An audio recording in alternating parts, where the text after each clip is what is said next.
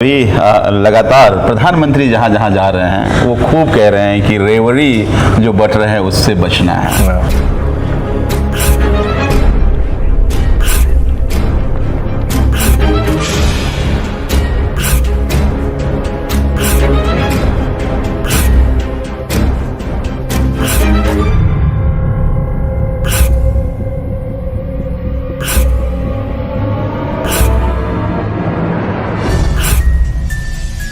नमस्कार Hindustan we Hindustan news में आपका स्वागत है। आज भी हिंदुस्तान न्यूज के मुख्यालय पर आम आदमी पार्टी के बुराड़ी से विधायक संजीव झा जी आज हमारे बीच में हैं। आइए उनसे बात करते हैं और दिल्ली की राजनीति को समझने की कोशिश करते हैं, साथ ही साथ आम आदमी पार्टी की रणनीतियों को भी समझने की कोशिश करते हैं। सर, स्वागत है आपका भी हिंदुस्तान न्यूज। बहुत बहुत धन्यवाद आपका। दिल्ली को अभी मैं सबसे पहले छोड़ रहा हूँ क्योंकि हर क्वेश्चन में, हर इंटरव्यू में दिल्ली सबसे पहले आता है और मैं दिल्ली के बाहर की बात करता हूँ क्योंकि अब आप जाहिर सी बातें हर जगह जा रहे हैं। और गुजरात से शुरुआत करते हैं। कल मुख्यमंत्री जी गए और रेवड़ियों की बात हो रही थी। रेवड़ियाँ क्या हैं आपकी नज़रों में? देखिए, मुझे लगता है कि अभी लगातार प्रधानमंत्री जहां जहां जा रहे हैं वो खूब कह रहे हैं कि रेवड़ी जो बट रहे हैं उससे बचना है। तो बिल्कुल जाहिर सवाल है कि आप कह रहे हैं कि रेवड़ी है क्या। देखिए, हम वेलफेयर स्टेट हैं और वेलफेयर स्टेट में किसी भी जिम्मेदार सरकार की जिम्मेदारी रहनी चाहिए कि 75 साल में जनता जो वंचित रह गई है सरकार के गलत नीति के कारण, वहां तक सरकार फायदा पहुंचाए, उन तक लाभ पहुंचाए।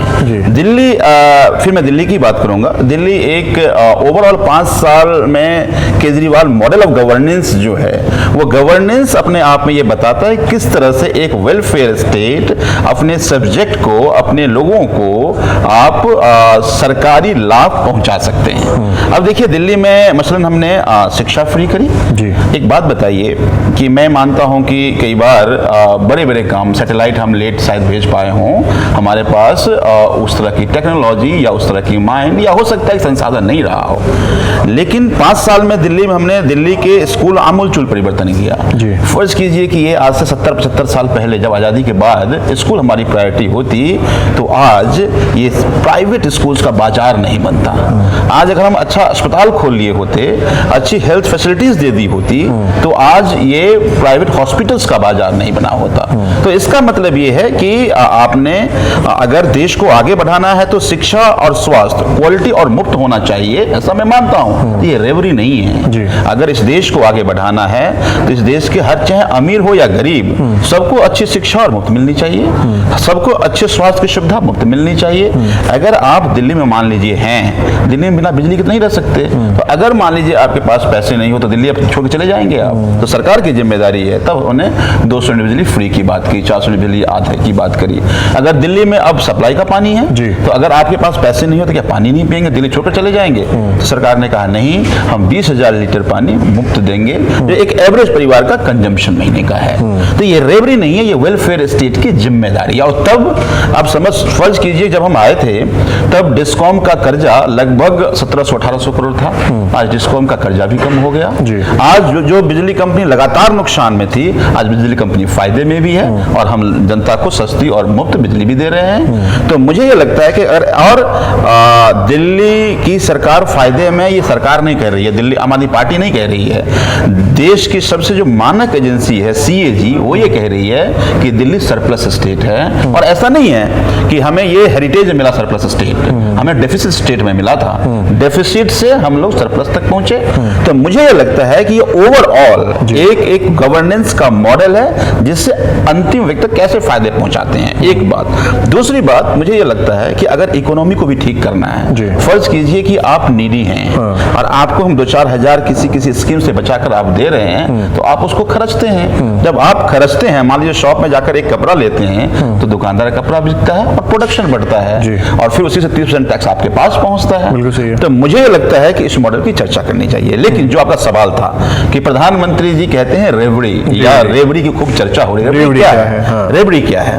रेवड़ी है कि जो 11 लाख करोड़ रुपए जो बड़े बड़े इंडस्ट्री लेकर चले गए, अपने दोस्तों को दे दिया, वो रेवड़ी है। श्रीलंका सामने है भाई, श्रीलंका में वहां के प्रधानमंत्री राष्ट्रपति ने अपने लोगों को सारा बिजनेस दे दिया वो रेवरी है कि अपने लोगों के लिए आप मुखालफत करने लगे, अपने लोगों को चीजें बांटने लगे, वो रेवरी है। देश को उससे बचना चाहिए, मुझे ये लगता है। तो मुझे लगता है कि अगर प्रधानमंत्री जी रेवरी कहते हैं तो प्रधानमंत्री जी को दिल्ली के जो मॉडल ऑफ गवर्नेंस हैं उन पे थोड़ी रिसर्च कर लेना चाहिए। मुझे लगता है वही एकमात्र तरीका है इस देश को नंबर 1 बनाने का। बिल्कुल, ऐसे चलते चलते ये बात करते हैं। और सबसे बड़ी बात, अभी दिल्ली की राजनीति में ईडी एक बहुत बड़ी भूमिका निभा रहा है, या कहा जाए पूरे देश में ईडी बहुत बड़ी भूमिका निभा रहा है, गैर राजनीतिक संगठन होने के बावजूद। ईडी आपकी नज़रों में? हाँ, मुझे ये लगता है कि ईडी अब सरकार का एक टूल है सत्ता पर काबिज बने रहने का, कि अपोजिशन को डरा दो, अपोजिशन को धमका दो, अगर कोई हमारा विरोध कर रहा है तो ईडी अपना भेज दो। देखिए, ये कांग्रेस के गवर्नमेंट में ये ईडी बनी, उस समय लगभग 700-800 रेट बढ़े, कन्विक्शन एक भी नहीं हुआ।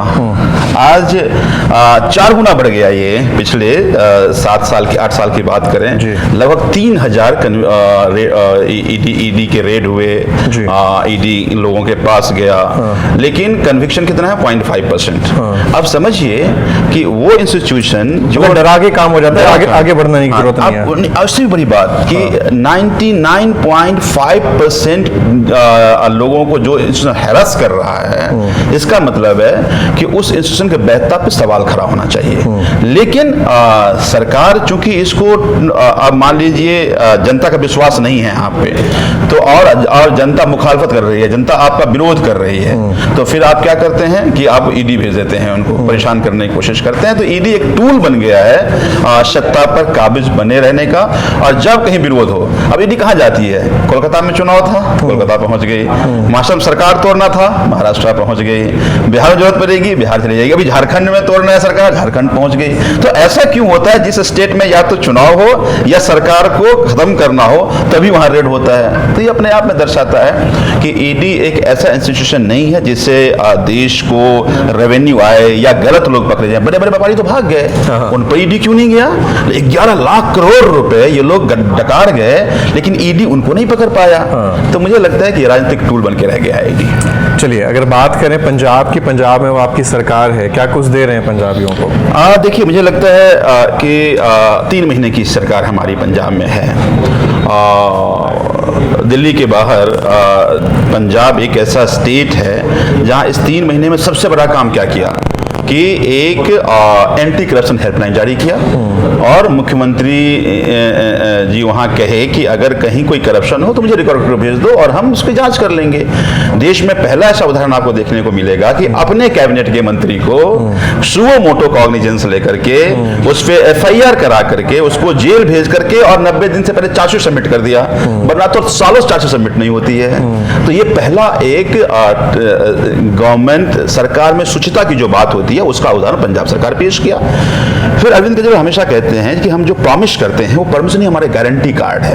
अब देखिए, पहला गारंटी कार्ड उन्होंने जो अभी गुजरात को दिया था, बिजली का, जो पंजाब की बात करेंगे, 300 यूनिट बिजली फ्री, 300 यूनिट बिजली का हमने वादा किया था और हमने फ्री किया। देखिए, आम आदमी पार्टी आने से पहले मैनिफेस्टो केवल चुनाव से पहले चर्चा करती थी जनता या सरकार, उसके बाद जनता समझती थी मैनिफेस्टो ऐसे ही है और सरकार के चलो पूरा कर लिया, भाई 16 लाख देंगे, बात करते हैं हम, जुमला है। दिल्ली में हाउस टैक्स के लिए वैसे ही कहा गया था। दिल्ली में हाउस टैक्स के लिए कहा गया था। अब ऐसे मतलब आप किसी भी 75 साल की बात कह रहा हूं मैं कि जो मैनिफेस्टो लॉन्च किया जाता था, उसी पार्टी की सरकार बन जाए तो मैनिफेस्टो नहीं पलटा जाता था। हमारी पार्टी एकमात्र ऐसी सरकार है कि अपने मैनिफेस्टो को धर्म ग्रंथ की तरह, उसको बाइबल की तरह, उसको गीता की तरह, उसको कुरान की तरह पलट करके हमने कौन कौन सा वादा किया था, क्या करना है। देखिए, तो पहला काम हमने बिजली का किया। दूसरा, फिर कॉन्ट्रैक्ट में जो कर्मचारी थे उस कर्मचारी को पक्का करने का काम की शुरुआत हो गई। तो एक वादे, मैं देख रहा था कि अभी आपने जो श्रमिक हैं, जो बड़ी बड़ी बिल्डिंगें बनती हैं वहाँ पे श्रमिक हैं, उनके बच्चों के लिए मोबाइल क्रैच भी दिया जा रहा है, उनके स्वास्थ्य के लिए बात किया जा रहा है। ये वाकई में सुन के भी अच्छा लगता है। तो मुझे लगता है, मैं कहा कि देखिए, मैं एक बात और मैं कहता हूँ, और हो सकता है ये बड़ी बातें हैं और हम सोचिए पॉलिटिक्स में नहीं थे, ये 7 साल 8 साल हमने ये देखा कि सत्ता में आने के बाद सरकारें या उनके मंत्री या उनके प्रतिनिधि जब पहले दिन कुर्सी पर बैठकर आंख बंद करते होंगे तो पहला वर्ड उनके दिमाग में वेलफेयर नहीं आता है। इस देश समस्या इसलिए हुई कि पहला दिन ही लूट आता था, इसीलिए पूरी सिस्टम हमारा लूट ओरिएंटेड हो गया। वेलफेयर की बात हो तो दिल्ली में जो काम हुआ वो, और जो हमने अभी पंजाब में कर रहे हैं वो उदाहरण है। जी, पंजाब में उदाहरण है, बिल्कुल सही बात है। दोबारा दिल्ली आते हैं और बात करते हैं सर। अभी ये लीकर, ये नई शराब नीति को लेकर के बहुत बातें हो रही थी और अभी उसको शायद वापस ले लिया गया है, पहले की तरह ही चलेंगी। मनीष सिसोदिया जी आते हैं और गुजरात और दिल्ली का एग्जाम्पल देकर के इस नीति को वापस ले लेते हैं। आपकी नज़रों में इस शराब नीति को आप किस तरीके से देखते हैं? देखिए, मुझे ये लगता है कि दिल्ली की जो ये एक्साइज पॉलिसी थी जी, उस पॉलिसी पे रिसर्च होना चाहिए था। जी, रिसर्च इसलिए होना चाहिए था कि किस तरह से रेवेन्यू लीकेज को रोका जाए जी, और किस तरह से अवैध शराब की बिक्री को रोका जाए। बिल्कुल सही है। ये एक्साइज पॉलिसी अपने आप में एक अनूठा उदाहरण था। एक दो स्टेट तो हमारी एक्साइज पॉलिसी को मंगाया कि हम इसको देखना चाहते हैं, समझना चाहते हैं, और वो बीजेपी की स्टेट की सरकारों ने मंगाया। लेकिन दिल्ली में इस पॉलिसी को रोकने की पूरी कोशिश कर लिया। अब एक बात समझिए कि दिल्ली में पुरानी जो पॉलिसी थी उसमें भी लगभग 900 दुकानें थी। हमने दुकानें तो नहीं बढ़ाया, हमने उसको थोड़ा सा स्कैटर किया। 850 दुकानें थी, 849। हाँ, 800, हमने भी 849 दुकानें रखी हमने। ठीक है। हमने उसको स्कैटर किया। स्कैटर क्यों किया कि एक ही जगह 20 दुकानें होती थी। अब होता कैसे, फर्ज कीजिए कि मैं बुराड़ी का विधायक हूँ, हमारे यहाँ मेन रोड पर 450 शराब की दुकानें हैं और मेन रोड से लगभग 7 किलोमीटर 6 किलोमीटर दूर मुकुंदपुर हमारा एरिया है जी। वहाँ से लोग वहाँ आएंगे नहीं और वहाँ पर अवैध शराब बिकेगा। तो कहा कि अगर मान लीजिए ये हमारे यहाँ 12 दुकानें हैं तो हमारे इस 12 दुकानों को 12 अलग अलग हिस्सों में कर दो, सो दैट कि अगर मान लीजिए कोई शराब पीता है तो लीगल चीजें पी पाए, वो अवैध चीजें ना पी पाए। राइट, स्वास्थ्य के लिए भी नुकसानदायक है और इकोनॉमी के लिए भी नुकसानदायक है अवैध शराब। बिल्कुल। अब देखिए ना, आज गुजरात तो शराबबंदी वाला स्टेट है, लेकिन अभी 50 से ज्यादा लोग वहां मर गए। तो मैं कहता हूं, थोड़ा सा रोक करके मैं दर्शकों से ये पूछना चाहूंगा, आपको क्या लगता है? चलिए, तो आम आदमी पार्टी से हो सकता है आप बीजेपी के व्यूअर्स हों या सपोर्टर हों, आपको क्या लगता है, क्या गुजरात में एक भी शराबी नहीं है? अगर गुजरात में शराबी हैं, शराब पीने वाले लोग हैं, तो वो शराब वो गुजरात से बाहर जाकर पीते हैं या वो शराब उन्हें गुजरात में ही मिलती है? आपको इस प्रश्न के साथ छोड़ के दोबारा संजीव झा जी की तरफ ही चलते हैं। हाँ, जी, तो जो मैं कह रहा था आपको कि शराब वहाँ पे सरकार ने शराबबंदी कर रखा है कागजों में, लेकिन 50 से ज्यादा लोग अभी शराब पीकर मरे और आए दिन फुटेज आ रहे हैं। परसों ही हमने फुटेज देखा कि बीजेपी के एक नेता शराब बैठ के शराब पी रहे थे। हमने ये भी देखा कि बीजेपी का एक पार्षद शराब की दुकान, शराब का निर्माण भी कर रहा है, शराब बना भी रहा है। तो मुझे लगता है कि इस तरह की हिपोक्रेटिक, अगर मान लीजिए आप पॉलिसी लेकर के आते हैं, बातें करते हैं, तो इससे नुकसान होता। गुजरात सामने, उदाहरण सामने है आपको। तो दिल्ली में पूरी कोशिश की गई थी कि अब क्या था कि आप कोई भी शराब बेच सकते हैं, क्योंकि आपको टैक्सेस एडवांस में आपने दे दिया। तो पहले टैक्सेस बचाने के लिए अवैध शराब बेचता था, तो अब टैक्स आपको देना नहीं पड़ रहा है, तो अवैध शराब भी रुक गया था और साथ में रेवेन्यू भी बढ़ गया था। अब देखिए, 849 दुकानें थी, लेकिन बीजेपी वालों ने इतनी बदमाशियां करी, इतना शोर शराबा किया, केवल 400 कुछ दुकानें खुल पाई। उसके बावजूद हमारा रेवेन्यू बढ़ा था। अगर ये 849 पहले दुकानें खुल जाती, अगर 849 दुकानें खुल जाती तो समझिए रेवेन्यू डबल हो जाता। तो मुझे ये लगता है कि आम आदमी पार्टी की मॉडल ऑफ गवर्नेंस से बीजेपी घबराई हुई है और यही कारण है कि लगातार कोशिश करती है कि किस तरह से बीजेपी यहाँ फेल कर दें पूरे सिस्टम को। अब देखिए ना, दिल्ली में सरकार हम कैसी चला रही है, सरकार हमारी है। अब कमोबेश ये है कि चैनल आपका और आपके यहाँ एम्प्लॉय लगा है आपका कंप्यूटर चैनल। ऐसा ही हमारे यहाँ है कि सर्विसेज हमारे पास है नहीं, ऑफिसर सारे केंद्र सरकार लगाती है और काम हमें कराना है, तो चैलेंजेस आते हैं और फिर इतनी तरह तरह की चीज़ें, तरह तरह की तरीके ईजाद करके काम रोकने की कोशिश कर रही है। लेकिन एक बात समझिए, तभी एक बात और साबित होता है कि अगर आपके इरादे मजबूत हो तो कोई आपके काम को स्लो कर सकता है, उसको रोक नहीं सकता। दिल्ली में आम आदमी पार्टी ने उदाहरण पेश किया। दिल्ली के नए एलजी से कितना सपोर्ट मिल रहा है? देखिए, मुझे लगता है कि पूरे डेमोक्रेटिक स्ट्रक्चर में जब हम डेमोक्रेसी की डेफिनेशन पढ़ते हैं तो कहते हैं ये जनता के लिए है, जनता से है और जनता के द्वारा है। कि जनता को हम प्रॉमिस करते हैं और जनता हमें चुनती है जी। और फिर हम उस प्रॉमिस को डिलीवर करते हैं। आपको हेड ऑफ स्टेट को मेरा कम्युनिकेट करते हैं, ये मैं भी नहीं, संविधान बेंच ने भी कह दिया जी।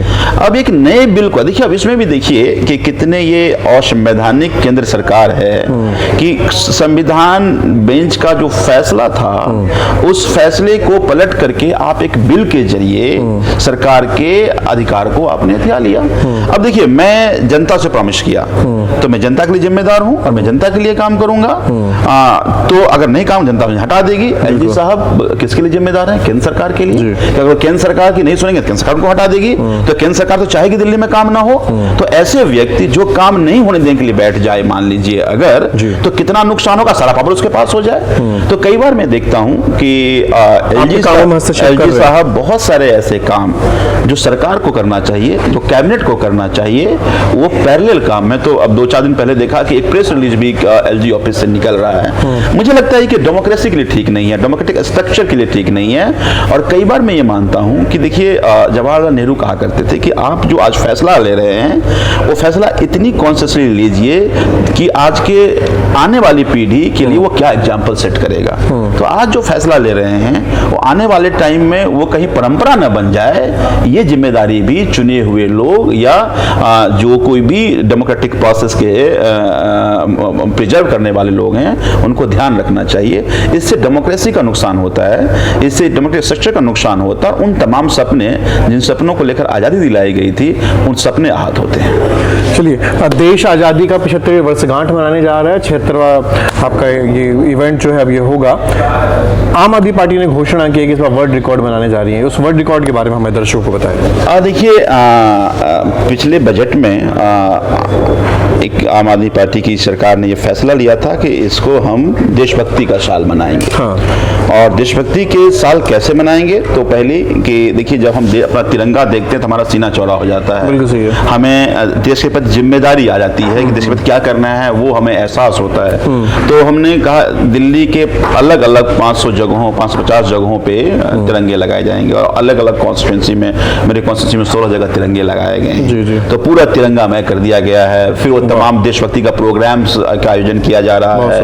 और साथ में अभी 4 तारीख को एक गिनीज बुक ऑफ रिकॉर्ड बनाया जा रहा है, एक सबसे लंबे तिरंगे का, जिसमें लगभग 4000 बच्चे, स्कूली बच्चे उसमें शामिल होंगे और मुख्यमंत्री जी उस कार्यक्रम में रहेंगे और एक सबसे बड़ा तिरंगा का ये रिकॉर्ड बनेगा। तो मुझे लगता है ये भी एक अनूठा तरीका है देश से और देशभक्ति से लोगों को जोड़ने का। चलिए, बहुत बहुत धन्यवाद संजीव झा जी, आपने अपना कीमती समय भी हिंदुस्तान न्यूज़ को दिया। आपने बिजी शेड्यूल से समय निकाल करके आपने हमारे चैनल पर टाइम दिया। बहुत बहुत धन्यवाद, बहुत बहुत धन्यवाद और शुभकामनाएं आपको। जी, तो देश 75वें वर्षगांठ मना रहे स्वतंत्रता की। आप भी अपने घरों पे तिरंगे लगाएं और देशभक्ति के इस कार्यक्रम में दिल्ली सरकार के साथ उस दिन आप भी इस कार्यक्रम को लाइव देख सकते हैं वी हिंदुस्तान न्यूज़ पर, जब दिखाया जाएगा किस प्रकार से दिल्ली वासी इस बार वर्ल्ड रिकॉर्ड बना रहे हैं। हिंदुस्तान न्यूज़ देख रहे हैं आप।